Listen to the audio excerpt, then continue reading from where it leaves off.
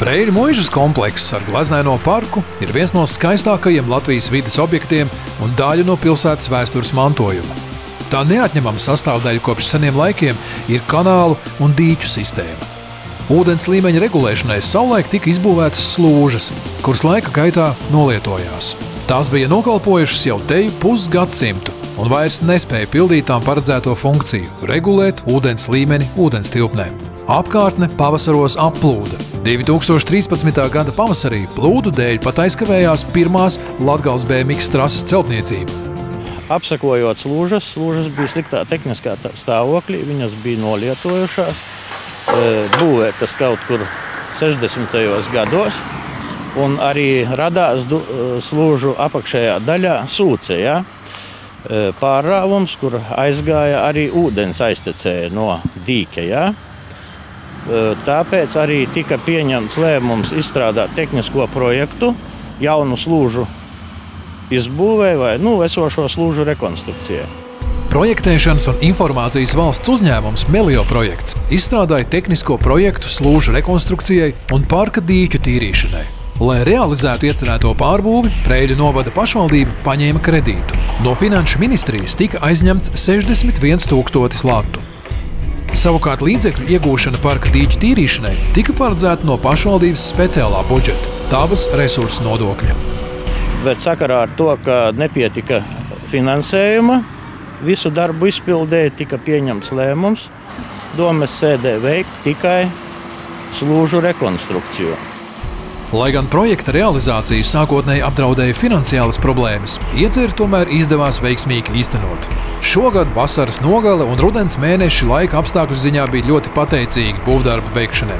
Celtnieki salīdzinoši īsā periodā spēja augstā līmenī veikt gan slūžu betonēšanas darbus, gan dīķa un kanāla attīrīšanu no dūņām. Šo galveno daļu esam iztīrījuši, kur atrodas šovasar ierīkotā peldvieta. Tātad ar atpūtas un sporta zonām, un var teikt, ka nākošais gads ūdens līmenis un arī šī pludmales zona visa būs ar ļoti labu kvalitāti.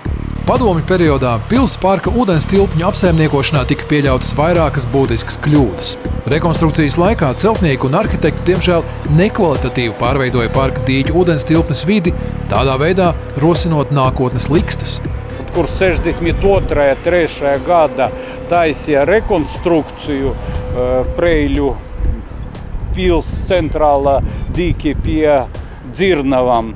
Tad iztaisīja pussalu, lielu pussalu, kura iet no tilta līdz Dzirnavam. Un visa plūsma, ūdens plūsma, kura gāja pa Preiļupe un Saltupe, viņa aizgāja uzreiz uz tiltu un uz Dzirnavam. Nepareizas ūdens apmaiņas rezultātā pastiprināti aizauga un pārpurvojās tā parka dīķa daļa, kurā bija izveidota peldvieta. Pamazām aizauga arī kanāls pie Preiļu 2. vidusskolas, un tas arī kalpoja par iemeslu ātrākai dīķa un kanāla gultnes tīrīšanas darbu uzsākšanai. Tad mēs turpinām arī darbus pie pussalas otrā pusē, tad pie 2. vidusskolas, kur arī tiek tīrīts diezgan liels dūņu daudzums ārā. Tātad, lai nākošais gads cilvēkiem būtu jauka atpūta, šeit atnākt atpūsties pie Preiļu parka dīķa vasaras laikā. Paveikto darbu rezultātā Preiļu iedzīvotāji iegūs ne tikai gleznaina, sakopta pils parka ainavu, bet arī atjaunotas slūžas, kas atkal pildīs tām paredzēto funkciju. Slūžas pasargās no pavasara plūdu apdraudējuma.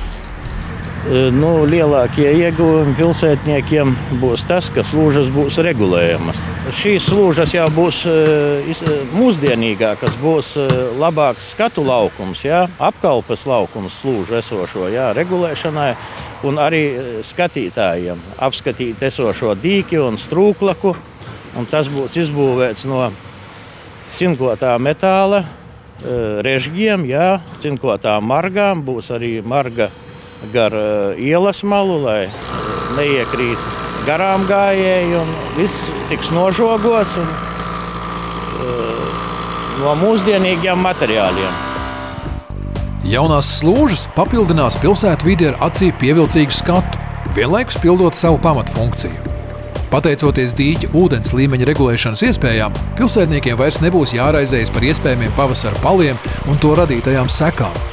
Modernais objekts nodrošinās arī veiksmīgu aktīvās atpūtas zonas darbību, kas nu jau kļuvusi par Preiļu iedzīvotāju un pilsētas viesu iecienītu atpūtas vietu. Tas ir skaistums, jo vairāk ūdeņi, jo vairāk skaistuma, jo vairāk mežu, visu parku, dīķu. Tas ir skaistums. Būs tieši skaisti, gan pludmaļa, gan visa atpūtas zona, gan viss trasa, viss notiek. Ja bērniem patīk, ja pieaugušajiem patīk, tā kā prieks dzīvot. Jā, es tikai priecājos, ka es varu Preiļos dzīvot.